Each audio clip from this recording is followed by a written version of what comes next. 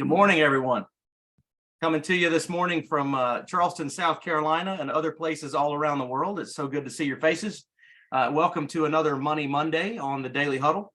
We've got some great things to talk to you about today. But first, I want to know, did you hear about the last remaining unit in the apartment building? No, it was last but not least. You're welcome. I got to do the cheesy joke today.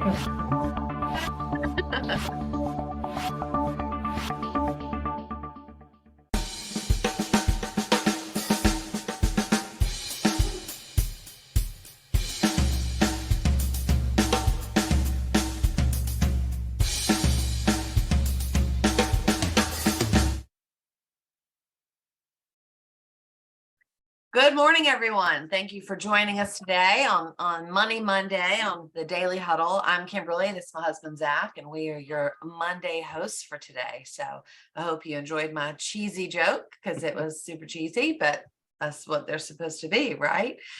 Before we get started for today, we're going to talk today about should I rent or should I buy? But before we get started today, Zack has a few questions for you guys. yeah, let's see. This gets us in the right spot. Make sure we're here all together. So, Mike, what time is it, and what are you grateful for? Let's see. Gosh. Oh, the time is now. And I am grateful that I was able to get up out of the bed instead of my own 2 feet. Awesome. You also told us what you were grateful for before we started recording. So that was pretty good too. That was a good one. To be seen today. That was fantastic. Yeah, absolutely. All right. Kimberly, where are you and who will you hug today? I'm not hugging you. I'm exactly where I say I am, right? I'm in Charleston, South Carolina. The sun is shining. And who am I going to hug today? I don't know. I'm going to hug Harper today. It's her birthday this week, so she probably needs a hug from me. I'll probably hug you too. Maybe. Oh yeah, that's Harper. All right. But she's not that little anymore, so she'll be 13. She's growing up. That's right. That's right. All right. Fareed, how are you? I am doing good. I am doing good. I am loving today. Good, good. We're exactly how we say we are, right? So we're right where we need to be, and we're exactly how we say we are. So I want to get started today with just talking about the differences between renting and owning. And we're talking not about leasing cars and buying cars. We're talking about where we actually reside. We're talking about homes. And so there's a big movement going on. I know, especially with younger generations, that they don't want to own. And it's becoming one of those things that owning a home was part of the American dream and still is for a lot of people. But some of the younger generations think that it ties them down too much, right? So or they don't see it the same way that we have in the past. So we're just going to talk today through that discussion about, should I rent or should I own? Neither answer is correct. It all depends, like we say, on your circumstances and what you want to do. But that's what we're going to talk about today. There's pros and cons to each one of them, right? And we'll go through that as we go. So a little bit about our background. You guys know, and I think you've probably heard if you've been with us for a while, but Zack and I both have been in this financial world for 20 years. Our oldest daughter will be 21 in September, and that's kind of our second oldest daughter. You're right. Our oldest is older than that. But anyway, our second daughter will be 21 in September. And that's kind of our benchmark from when we started in this industry. But not only have we done financial planning for the last 20 years, we also do mortgages too. So I've had my mortgage license and been intimately involved in that world. So real estate, buying homes, figuring it out, what makes the most sense is a huge passion of both of ours. And it's something that we've talked about for a very long time. So we want to talk to you guys today about what we see and what our thoughts are, and just what are some of the pros and cons conversations between buying and renting, because they're both, and both are very valid. Zack was going to show me how to start this without showing everything, but he didn't. So he might be beside me, but he hasn't helped me with that yet, right? Just sharing your space. That's all. Okay. Should I rent or should I buy? That's the question. We've got this beautiful little house on here, and we want to know, what does that look like? So when you compare the two, you can really do it in 5 short steps. Number 1, decide how long you plan to live where you are. If it's a transitional situation or if you're there temporarily, that has a big effect on recouping costs and those kind of things. If you make a down payment, might be cheaper to rent. Estimate the cost of renting versus buying. Down payments, closing costs, renovations, repairs, all those kind of things. Your responsibility in those areas changes drastically from a renter to an owner of the property. One of the reasons we hear a lot of younger people talking about not wanting to own is because they say that if I own a home, I can't just be mobile. I can't just pick up and move to Colorado if I want to do that. I can't just go. So the thought process of planting roots is actually changed in a completely different direction as to where they don't want to be tied down to one spot. So decide if mobility is an important piece to that. Weigh the financial risks of renting versus buying. Like I said over here on the estimating of the costs, your maintenance. If I rent, I have no maintenance cost in most cases. Whoever owns the property I'm renting from has those costs. If I buy, I have to put money down. How long will it take me to recoup that investment back into my liquid cash flow?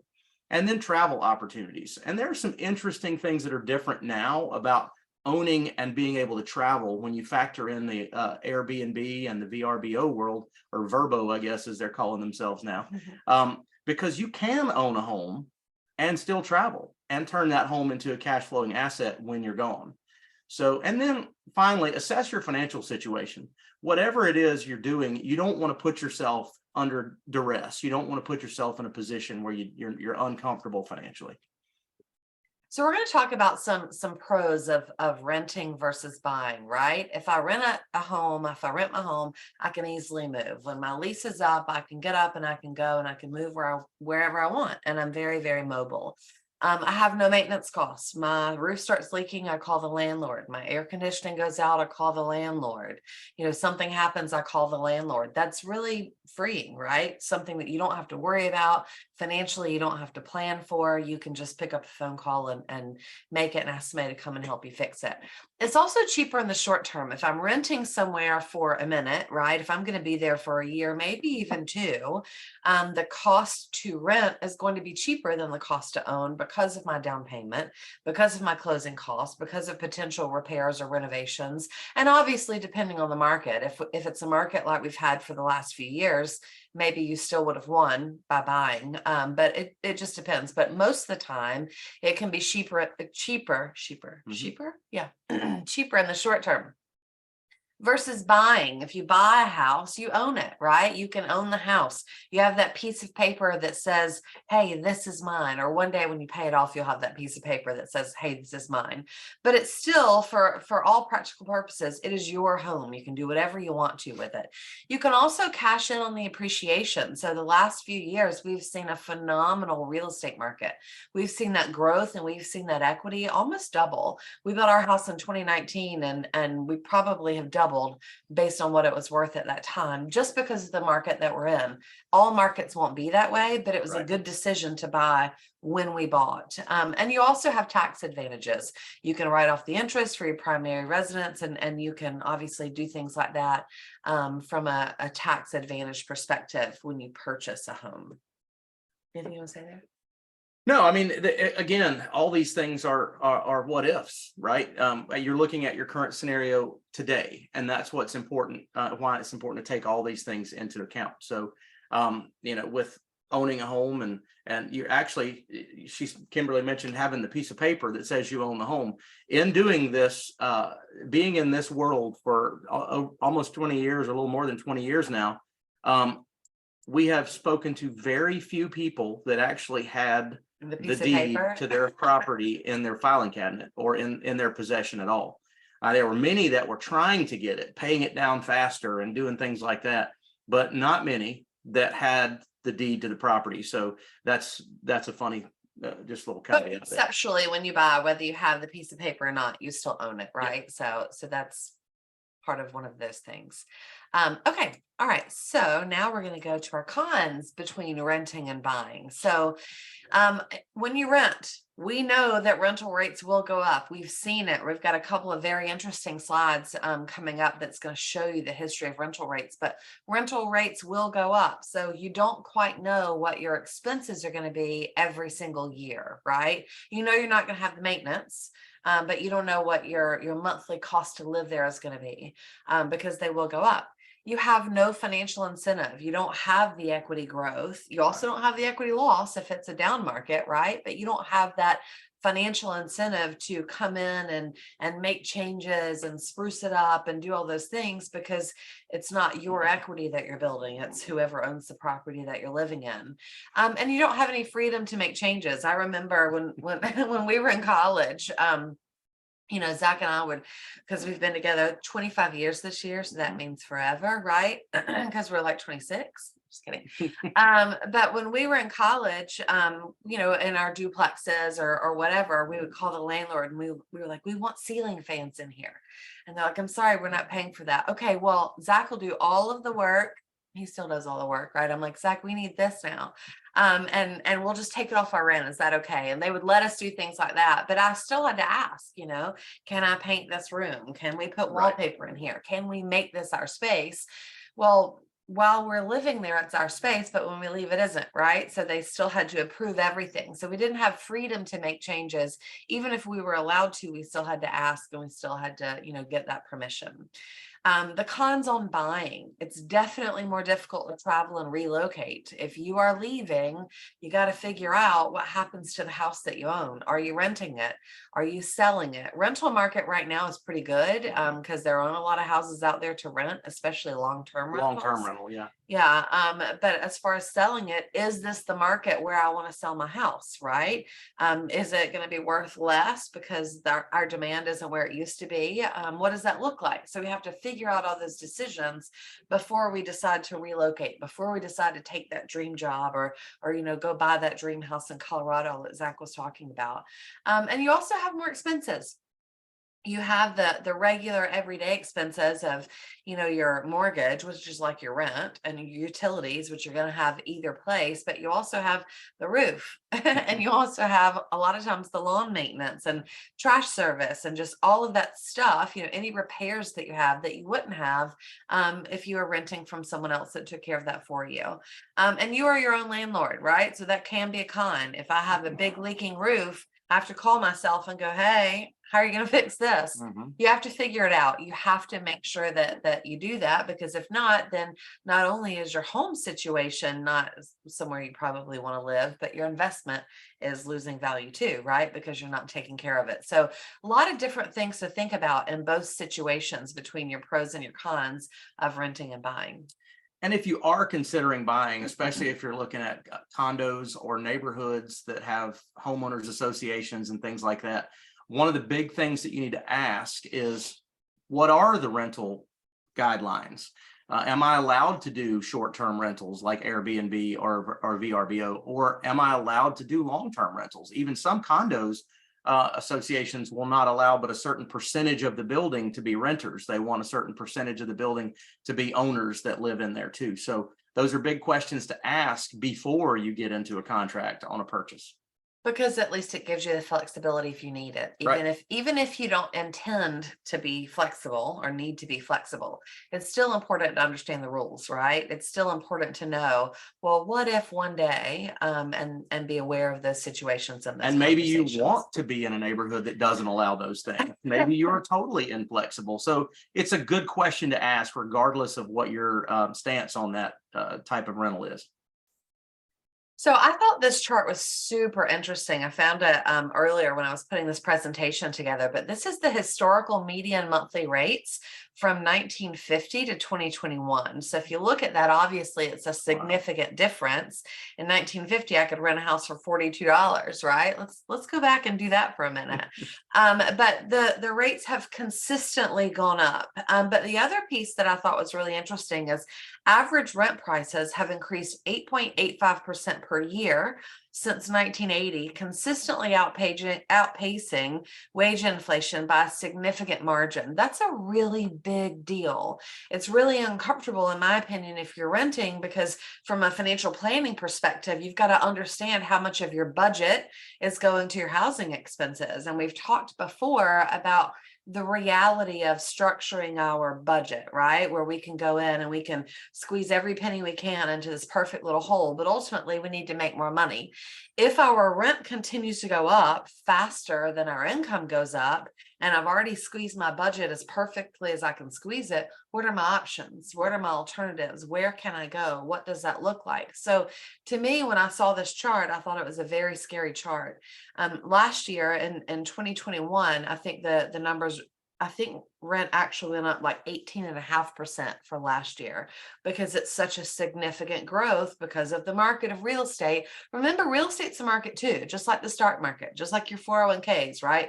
This market is going to go up and down, but over the last couple of years, it's been a huge year. Anything you want to say before I go forward? No, I mean, I would say, just thinking about renting versus buying, it's more expensive up front to buy, like we mentioned before. But most of the time, you're going to go into a fixed scenario where your payment is going to be fixed, in contrast to this. And it's also going to be probably 30 to 40% less than what your average rental for that same unit would be. So, that's where the taking advantage of that market comes in. So go ahead. So I thought this was really interesting as well. This is the rent inflation versus wage inflation that we're talking about on the previous slide, where it said that it went up 8.85%. Rent did more than wages. So what happens? So these are real numbers from 2000 to 2022, and the highlighted numbers are the ones where rent went up higher than your income. So in 10 years out of the last 22, real life, today, current data, you would have spent more money on your rent because it would have increased more than your income did. What happens in that situation? Are you protected? Are you prepared? Do you have to move?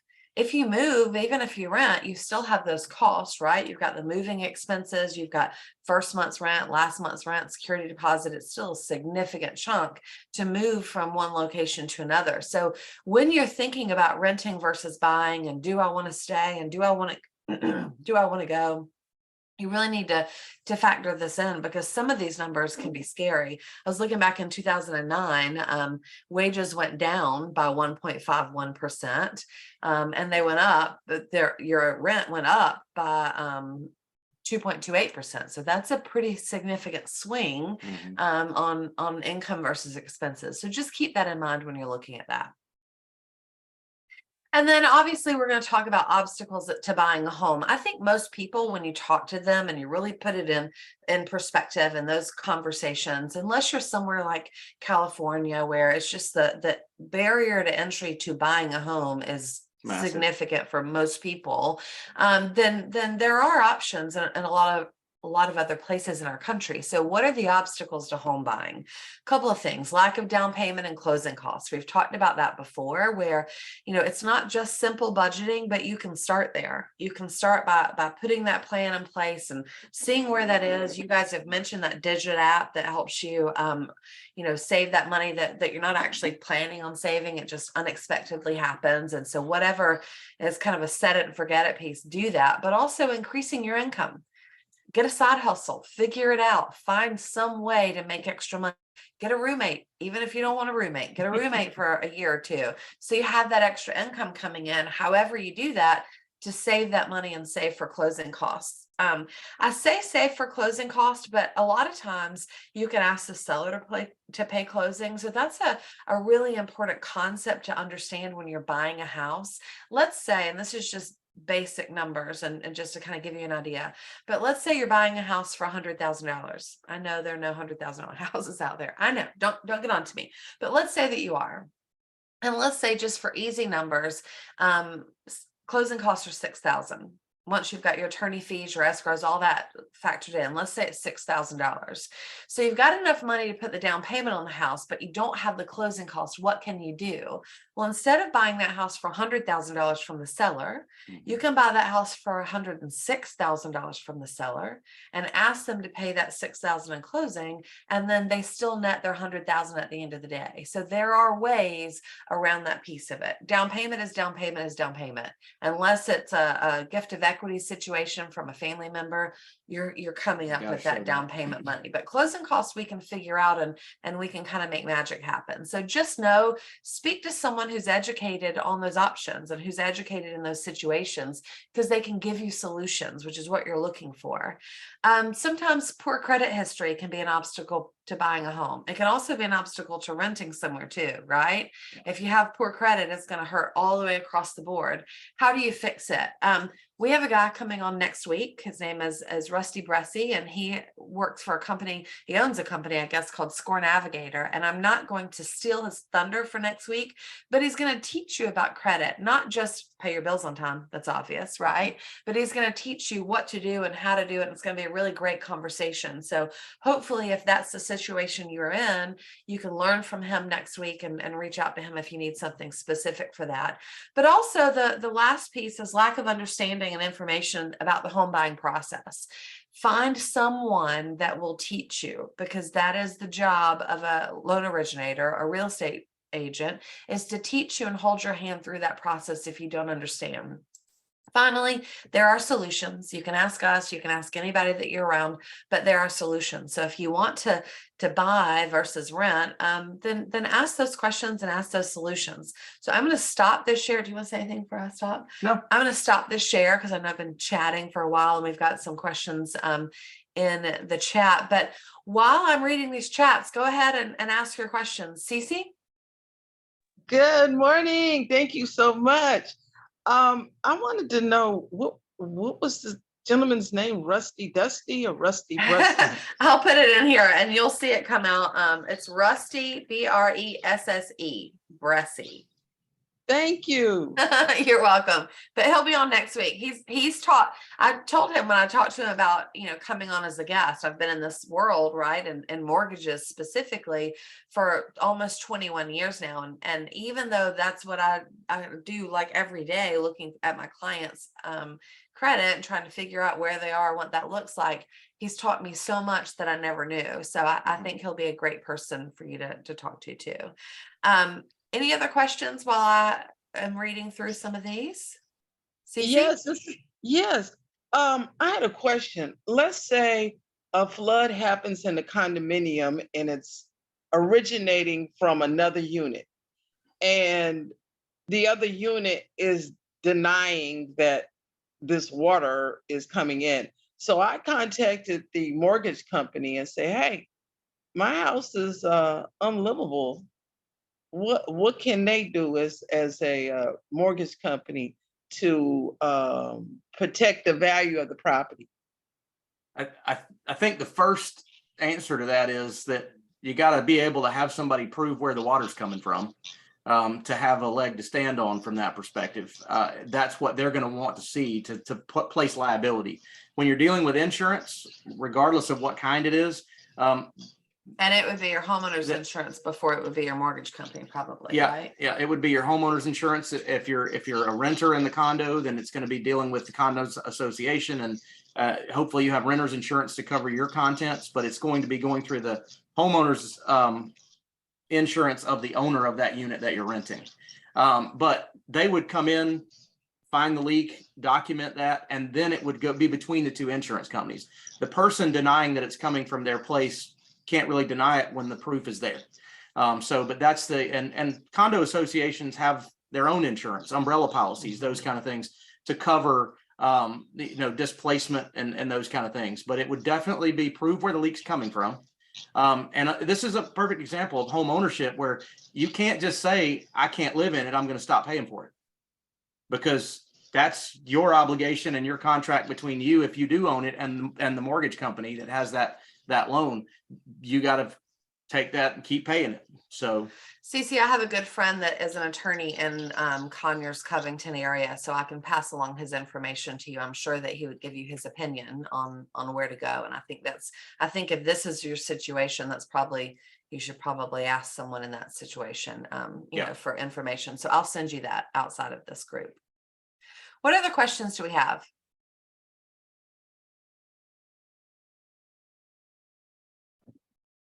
Good morning. Good My name is morning. Clark Maddox. I'm in Texas. I'm in, well, blessings to everyone on the call. That's the first thing. Sorry about that. But I'm in Texas, and I'm in a kind of unique situation where I had properties which I sold my homes for whatever reason, and I have RV property, right? I don't know if you're familiar with the term fifth wheel, but it's kind of the bigger kind of RV. And I've had opportunities to get more RVs here. Now, the cost of living is not as high as, you know, say California, of course, but I've been thinking about using that property as an Airbnb. I had the opportunity for my first time to stay in an Airbnb in Houston. It was kind of different because I had the upstairs to myself, and then the downstairs, the family was still living there. It was kind of awkward, but it was my first experience, and the people were real cool. I mean, so I can't knock that I didn't try it, but what's your opinion on using, say, an RV as an Airbnb type of property or rental property? What's your opinion on it? Well, I like making money. So if I have something that's just sitting there that I'm not using, if there is any way for me to recoup some of that cost or profit from it, I would totally figure that out. There is a group called RV Share, and I think there's a couple of other sites that are kind of like Airbnb or VRBO. And I think that maybe even on Airbnb you might have some, but I know that RV Share and some places like that are on there where you can either just rent it on people's properties, or you can, you know, let them hook them up. You guys have rented an RV a couple of times for a guys' weekend. So yeah, I mean, so there are ways to turn that asset into cash flow. If you own property and you can put it on there with a septic tank and power, and you can fix a little deck off to the side of it, those things are all over Airbnb, where people have a 2-bedroom fifth wheel camper, and they're doing that. VRBO is a little different than that. I think from their platform, they require it to be a permanent structure, and they won't rent part of a home. You can't rent the upstairs. You got to rent the whole thing. So that's the difference between those two. But there are platforms out there to turn that into a cash flowing asset for sure. I think, like with any investment, right, you have to look at the cost and how much it's going to be rented, and, you know, all of those different pieces. But I think just on a generic conversation, should you make money from an RV if you own an RV and you're not using it? All day long.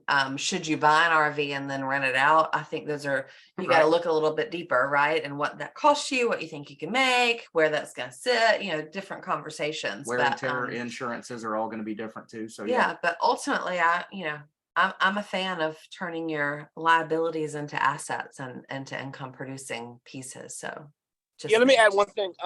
Thank you very much for the information. I appreciate it. I live where I live is kind of close to it's called South Padre Island. It's on the beach, and there's, you know, you'll make a fortune. Yeah, right. Yeah, so I was thinking about doing it, so I think I'm gonna progress and get a little bit more information. I was gonna go talk to the people there where you would, so I have to factor in what I'm gonna pay every month for it, and then what I'm gonna do during the off season, because I don't know all those factors. But yeah, I appreciate your commentary and your answers to my question. Thank you. Yeah, for good sure. questions. Good questions. I think we have my clock on my wall is slower than my clock on my computer. So I think we are out of time today. But if you have any other specific questions while Zack is reading our 8 tenets, I will put our info in the chat, and you can reach out and ask us at any point in time, and we will speak to you about your specific situation. So as always, we love speaking to you. Absolutely. Well, as we go off into our day, let's remember these things. Number 1, love. Number 2, laugh out loud. Number 3, stress less. Number 4, eat mostly plant-based. Take care of your body. Give time, give whatever you have to give. It just feels good. Sleep, get sleep. When you sleep, you feel better in the morning, right? Move, get up and go do something. Don't just sit behind this camera all day. And lastly, check yourself before you wreck yourself. Guys, we appreciate you every single day of every single week. And it was so good to see your faces. And for those of you joining us online or through the podcast, feel free to reach out if you have any questions. Have a good Bye, day, guys. Have a great day. See you soon.